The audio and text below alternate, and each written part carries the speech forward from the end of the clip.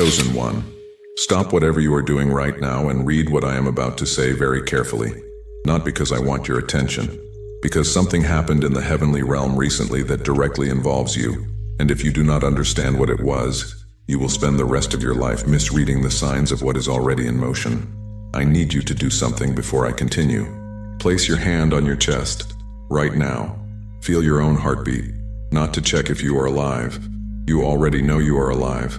I want you to notice something specific about that rhythm, the way it beats steadily, persistently, even through everything you have been through, even through the seasons that should have broken it completely, even through the nights when you questioned whether anything was still worth holding on to. That heartbeat never stopped, not once. And I need you to understand something extraordinary about that, because what I am about to tell you is not religious motivation. It is not emotional encouragement disguised as prophecy. It is a documented account of something that moved in the heavenly realm specifically because of you, something so significant that it caused God himself to rise from his eternal throne, and something so unprecedented that even the Archangel Michael, commander of heaven's armies, found himself on his knees. That is not poetry. That is what happened. And by the time this message is finished, you will know exactly why. Subscribe to this channel right now and activate all notifications. If you are already subscribed, I honor your faithfulness, and I need you to share this message because someone you know is carrying the same weight you have been carrying and needs to hear this today. Write 777 in the comments the moment this starts confirming what you have been feeling but could not put into words. Stay until the very end, because the final revelation is the one that will make everything else make sense retroactively. Let me begin with a question that will disturb you in the best possible way. Have you ever considered what it costs God to move? Not metaphorically, not theologically, literally. God exists outside of time. He sees the end from the beginning. Every moment that has ever existed or will ever exist is simultaneously present before him. He does not wait for things to unfold, because he already sees them fully unfolded. He does not react to events because he already knew every event before any of them occurred. This means God does not move out of surprise. He does not rise from his throne because something caught him off guard. He does not personally intervene because he had no other option. When God moves, it is deliberate, intentional, chosen, a decision that carries weight immeasurable by human standards. A movement that reverberates through every dimension of existence and commands the full attention of every created being in every realm. And I am telling you that God moved because of you, not for your nation, not for your generation, not for a group of people who happen to share your circumstances, for you, specifically, individually, by name. And if you are sitting there right now feeling like that is impossible, feeling like surely there are more important situations that would command the personal movement of the creator of the universe, then you are about to discover something about yourself that the enemy has spent your entire life preventing you from understanding. Because the enemy knows something about you that you do not know about yourself. And the moment you know it too, everything changes. Think about the last season you went through, the one that felt the heaviest, the one where you looked at your life and genuinely could not understand how things had gotten so difficult, where prayer felt like speaking into an empty ceiling, where the silence of heaven felt so loud it was almost unbearable. In that season, you made a decision. Maybe you do not even remember making it consciously. Maybe it happened in a moment of exhaustion so deep that the decision felt more like surrender than choice, but you decided to stay, not to be happy about it, not to pretend everything was fine, not to perform gratitude you did not feel. You decided to stay faithful to something you could not see, in a season where everything visible was telling you that faithfulness was foolish, and that decision, that single quiet act of choosing to remain in what you could not explain, registered in the heavenly realm as something that does not happen often, something that stopped everything. Psalm 116 verse 15 says, "Precious in the sight of the Lord is the death of his saints." Most people read that verse and think about physical death, about God caring when his people pass from this world. But the Hebrew word translated as precious here is yakar, and yakar does not just mean precious, it means weighty, costly, significant enough to demand attention. Something so rare that its value cannot be calculated in ordinary terms. God looks at what you have been carrying and calls it yakar, not your achievements, not your victories, not the moments when you performed your faith perfectly. Your faithfulness in the middle of what should have broken you. That is what cost something in heaven. That is what registered as significant enough to demand a response. Now let me take you somewhere that will make everything I just said undeniable. Luke chapter 15. Jesus is sitting surrounded by tax collectors and sinners, the people that religious society had written off, and the Pharisees are complaining about who he is spending his time with. And Jesus looks at them and tells 3 stories back to back, 3 parables. And the first one begins like this. What man of you, having 100 sheep, if he loses one of them, does not leave the 99 in the wilderness, and go after the one which is lost until he finds it? Until he finds it. Not until he gets tired of looking. Not until the search becomes inconvenient. Not until the other 99 need attention. Until he finds it. And then notice what happens when he finds it. The shepherd does not say, "Finally, you have been such a problem. Do you know how much trouble you caused me?" He does not guilt the sheep for getting lost. He does not lecture it about the importance of staying with the group. He lays it on his shoulders, rejoicing. And he carries it home himself. And when he arrives home, he calls together his friends and neighbors and says, "Rejoice with me, for I have found my sheep which was lost." Jesus then explains, "I say to you that likewise there will be more joy in heaven over one sinner who repents than over 99 just persons who need no repentance. More joy in heaven over one, not more obligation. Not more relief that the situation is resolved. More joy." Now I need you to understand the full weight of what Jesus is describing here, because most people hear this parable and focus on the sheep being lost. They think it is a story about sin and redemption. It is not. It is a story about divine value assignment. The shepherd leaves the 99 because one is worth the journey. One is worth the search. One is worth the mountain, the wilderness, the thorns, the dark, the distance. One is worth moving for. You are the one. Not in a way that diminishes the 99. In a way that demonstrates that the logic of heaven does not operate like the logic of this world. In this world, majority rules. The many matter more than the few. The crowd is worth more than the individual. In heaven, every single one is worth everything. And when you went through what you went through, when you were in that wilderness season, when no one in the visible world seemed to notice what you were carrying, heaven noticed. And what heaven noticed was not just that you were suffering. What heaven noticed was that you were still there. Still present, still breathing, still despite everything, refusing to let go of the thread of faith even when it felt like holding a thread connected to nothing. That is what caused movement. For those who want to go deeper into the spiritual mechanics of divine pursuit and what it activates in your specific situation, there is exclusive material in the description and pinned comment. It costs less than a pizza and comes with a full audiobook and a 5-minute meditation guide as a bonus. Now let me tell you about Michael, because the title of this message is not symbolic, and it is not exaggeration. And I need you to understand exactly what it means for the commander of heaven's armies to be found on his knees. Michael is not a soft figure in Scripture. Daniel chapter 10 gives us one of the few detailed descriptions of angelic warfare in the entire Bible. Daniel had been fasting and praying for 21 days, seeking understanding for a vision he had received. And finally, an angel appears to him and says something remarkable. "Do not fear, Daniel, for from the first day that you set your heart to understand and to humble yourself before your God, your words were heard, and I have come because of your words. But the prince of the kingdom of Persia withstood me 21 days. And behold, Michael, one of the chief princes, came to help me." Let that settle. There was a spiritual conflict so significant that one of heaven's messengers was detained for 21 days. And who was sent to break through? Michael. The commander, the chief prince, the one described in Jude as the archangel, the one described in Revelation chapter 12 as the one who leads heaven's armies against the dragon. Michael was sent because the situation required someone of his rank and authority. Now understand what this means about prayer, what this means about persistence, what this means about the person who, like Daniel, chose to keep praying for 21 days when nothing visible was changing, when the heavens seemed silent, when anyone watching from the outside would have said, "Stop, nothing is happening." Something was happening. A battle was being fought on their behalf by forces they could not see. And when that battle intensified, heaven escalated the response. And here is where it becomes about you.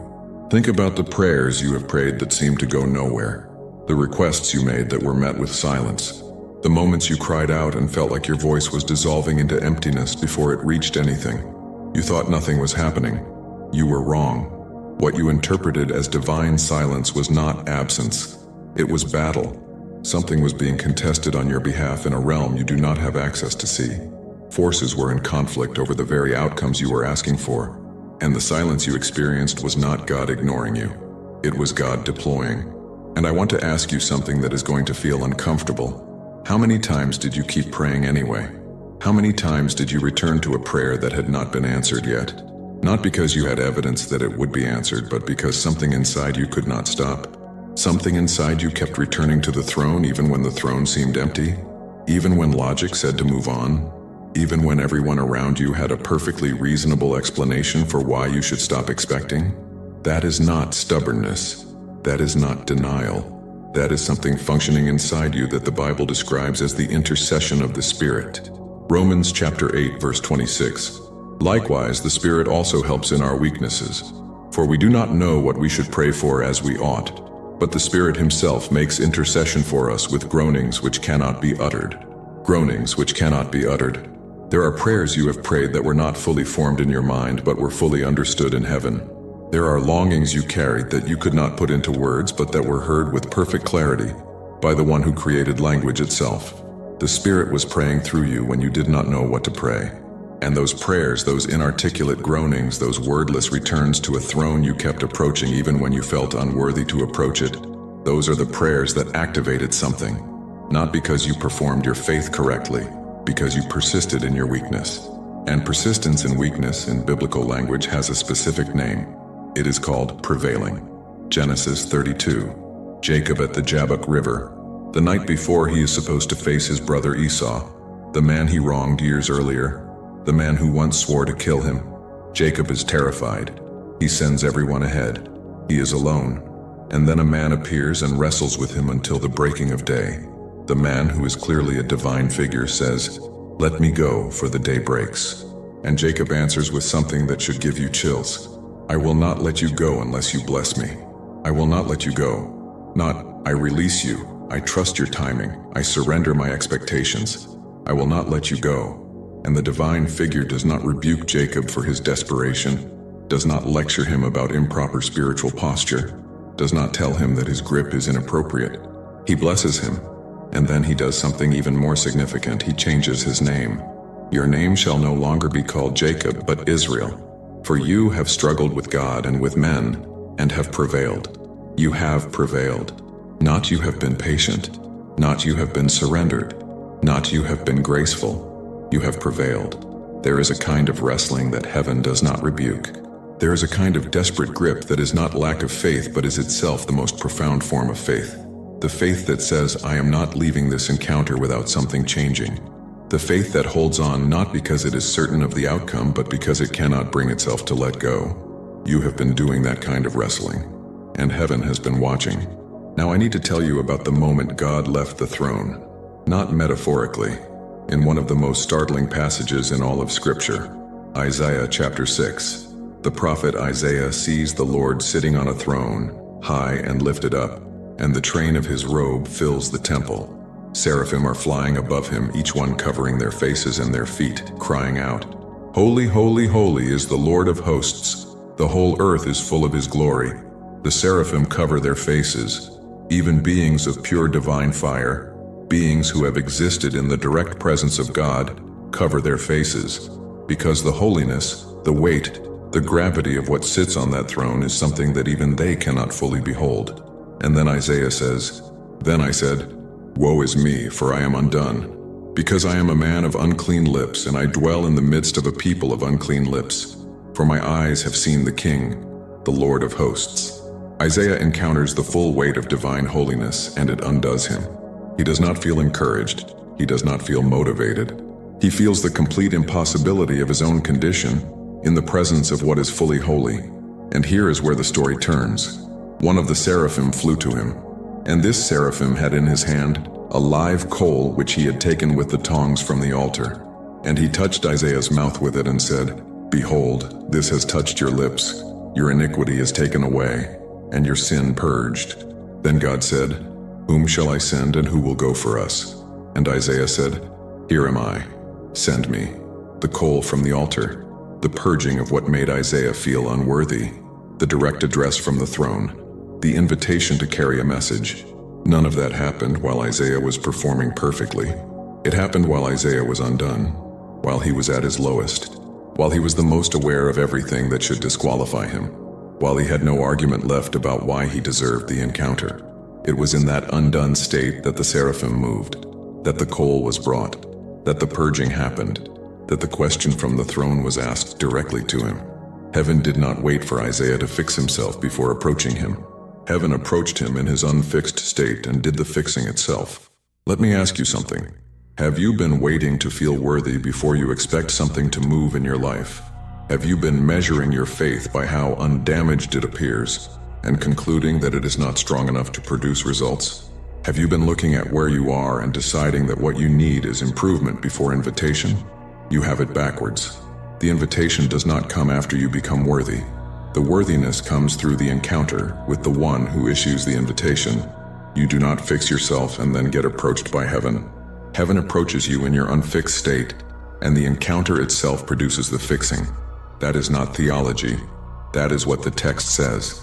And if Isaiah in his undone state could cause a seraphim to move, and a coal to be brought, and the question from the throne to be addressed directly to him, what do you think your persistence in your most broken season is causing in the realm you cannot see? Now I need to reveal to you the 5 signs that what I am describing is already active in your life. Not coming, already active, already in motion. You have just been misreading the evidence. The first sign is that your suffering has outlasted your explanations for it. At some point you ran out of reasonable reasons for why things were still hard. You tried every explanation. You examined every choice. You repented every mistake. You looked at every angle. And still the difficulty persisted beyond anything your logic could account for. That is not abandonment. That is testing with a timeline that does not fit your expectation, because the reward it is building toward does not fit your imagination. Job is the most extreme example in Scripture. A man described by God himself as blameless and upright, and yet what he endured could not be explained by sin, by bad choices, by lack of faith, or by divine neglect. It was a specific appointment, a designated season with a designated end, and the end was not restoration. It was expansion. Everything he had before was doubled after, not restored, doubled. Your difficulty is not evidence that heaven forgot you. It is evidence that what is being built in you requires pressure that comfort cannot produce. The second sign is that people around you sense something they cannot name. There are people in your life who gravitate toward you without fully understanding why. Strangers who tell you things they do not normally tell people. Children and animals who go to you first in a room full of people. People in crisis who call you even when you did not advertise yourself as someone they should call. That is not personality. That is not social skill. That is frequency. The same heat that the analyzed script described, the thermal signature of something alive inside you, emits in ways that people around you perceive instinctively, even without understanding what they are perceiving. You are marked, and marked people attract others who need what the mark carries. The third sign is that you have survived things that should have ended you, not physically necessarily, but spiritually, emotionally. The kind of thing that when you look back on it, you genuinely cannot explain how you made it through without being permanently destroyed. There are breaks that should have been permanent that are not. There are losses that should have taken something fundamental from you that somehow did not. There are seasons that should have produced bitterness so deep it became identity, but instead produced something quieter and stranger and more resilient than bitterness. That survival is not luck. Deuteronomy 31 verse 8. And the Lord, He is the one who goes before you. He will be with you. He will not leave you nor forsake you. Do not fear or be dismayed. He goes before you, not behind to comfort after damage, before, into the territory of what you are about to face, preparing the path while you are still approaching it. You survived what you survived, because something was going before you, into what you were walking toward. You did not navigate it alone even in the moments it felt most alone. The fourth sign is that you have a sense of assignment you cannot fully explain. Not ambition, not desire for success, not wanting to be recognized, something different from those things, a quiet knowing that your life is supposed to mean something beyond your personal comfort, that you are here for something beyond your own story, that there is a purpose attached to you that sometimes feels bigger than you and more insistent than any plan you made for yourself. That sense of assignment is not self-importance, it is accurate perception. Jeremiah chapter 1, verse 5. Before I formed you in the womb, I knew you. Before you were born, I sanctified you. I ordained you a prophet to the nations. Before you were formed, before you were born. The assignment existed before the person it was assigned to existed in physical form. Your sense that you are supposed to do something significant is not ego inflating itself. It is memory activating, the echo of an assignment that predates your existence reaching forward through time to remind you of what was already decided before you arrived. The fifth sign is that the things the enemy has tried hardest to take from you are the things with the most direct connection to your assignment. Your peace, your faith, your sense of worth, your capacity to trust, your ability to believe that good things are genuinely possible for you. These are not random targets. The enemy is not a scattered strategist. He is calculated, cold, precise. The things he targets most aggressively are the things that, if operating fully in you, would allow the assignment to function at its highest level. He is not attacking what is unimportant in you. He is attacking the infrastructure of the very thing heaven sent you to do, which means everything he has tried to steal from you is a map of everything you carry that matters. Read that again. The intensity of the attack on something is proportional to the significance of what is being attacked. Your most contested areas are your most significant assets. Now, I need to take you to the climax of everything I have been building toward, because everything I have said up to this point has been preparation for this. Here is what actually happened. In Luke chapter 15, after the parable of the lost sheep, Jesus tells another parable, the prodigal son. You have heard it your entire life, but I need you to hear one sentence from it that you have probably heard 100 times without fully registering what it is describing. But when he was still a great way off, his father saw him. A great way off. The son had not arrived, had not cleaned himself up, had not prepared his speech, had not gotten within range of the house. He was still far, still in the middle of the distance, still in the journey between the pigsty he had come from and the home he was returning to. And his father saw him. That means the father was looking. That means the father had not gone back to normal life, assuming the son was gone forever. That means the father was watching the road, standing somewhere he could see the horizon, looking regularly in the direction the son had gone. The father was watching for the return before the return began. And not only was he watching, when he saw his son a great way off, he ran. This is not the image of God that religion often presents. The distant judge waiting for proper repentance before consideration of restoration. The deity who requires maximum suffering as payment for maximum failure before any grace is extended. This is a father who, the moment he saw the figure on the road, did not wait for it to arrive, did not compose himself, did not prepare a careful, measured response to the return. He ran, and then look at what he did before the son said a word, before the rehearsed speech about no longer being worthy to be called a son, before any explanation or apology or demonstration of changed behavior. He fell on his neck and kissed him. He embraced him. The son is still covered in what the pigsty left on him, still wearing the evidence of where he has been, still carrying the smell of every wrong choice, every wasted resource, every prideful departure from what would have kept him safe. And his father embraced him before any of that was addressed. Not because the father was naive about where the son had been, not because the condition did not matter, but because the return mattered more than the condition. Now here is what I need you to understand with absolute clarity. The father in this parable is not a human being with human limitations being emotionally generous. Jesus is describing the nature of God. This is not how an exceptional human father behaves. This is how God behaves. This is what the movement of heaven looks like toward a returning soul. This is the theological content of the image. A God who watches the road, who runs when he sees movement in the right direction, who embraces before the apology is complete, who restores before the worthiness is established.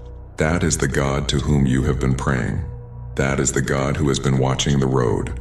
And every time you returned, every time after every fall you chose to get up again, every time you prayed from a place of brokenness without feeling like your brokenness disqualified you from being heard, you were the figure on that road.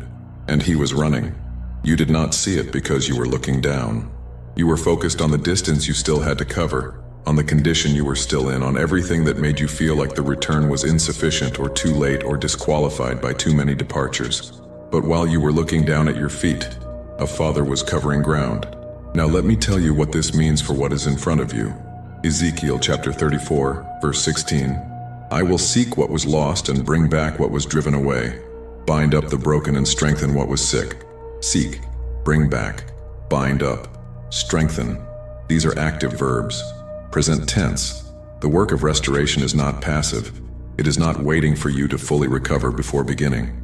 It is actively seeking what was scattered, actively pursuing what was driven away, actively binding what is still broken, actively strengthening what is still sick. If you have been waiting until you feel fully recovered to expect movement from heaven, you have been waiting for a condition that is not the condition heaven requires. Heaven starts working on the broken thing. While it is still broken, that is the nature of the restoration that is already in motion for you. Here is what I need to warn you about. When restoration begins to move, there will be offers, not the obvious kind, not the ones that announce themselves as temptations, the subtle kind, the kind that look exactly like what you have been waiting for but carry a small compromise embedded inside them that only reveals itself after you have accepted. They will come as relief that arrives too perfectly timed, as connection that feels too immediately complete, as opportunity that answers every prayer but requires you to move before you have peace about moving. The enemy knows that a soul that has waited long enough for something can be tempted specifically through the arrival of what it has waited for. Joseph was not tempted during the hardest years in prison. He was tempted when things were improving, when he was in Potiphar's house, when access was increasing, when life was getting better. The most dangerous moment is not the season of scarcity. It is the moment scarcity begins to end and the enemy makes a final offer disguised as the thing you asked God for. Test everything against this one question. Does accepting this require me to compromise something about myself that I would have to explain to God? If the answer is yes in any form, the answer to the offer is no. You did not come this far to sell what you protected through everything you have been through. I am going to leave you with this. Revelation chapter 3 verse 8. I know your works. See, I have set before you an open door, and no one can shut it. For you have a little strength, have kept my word, and have not denied my name. A little strength. Not great strength. Not impressive strength. Not strength that looks like strength to the people around you. A little strength that kept going. That is the qualification described for the open door. Not a flawless faith. Not a powerful testimony of unbroken victory. A little strength that, despite being little, kept the word and did not deny the name. You qualify, not because of what you achieved, because of what you refused to put down even when everything in your circumstances gave you permission to put it down. The door that is opening in front of you is not opening because you performed perfectly. It is opening because a God who watches the road saw movement in the right direction, ran toward it before it arrived, and is even now removing what was sealed so that what belongs to you can come through. Heaven ran for you. The door is open. Your only job now is to walk through it. Click on the video appearing on your screen right now because what is revealed there is the next piece of what you need to hear, and it connects directly to where your story is going from this point forward. Together, we are stronger.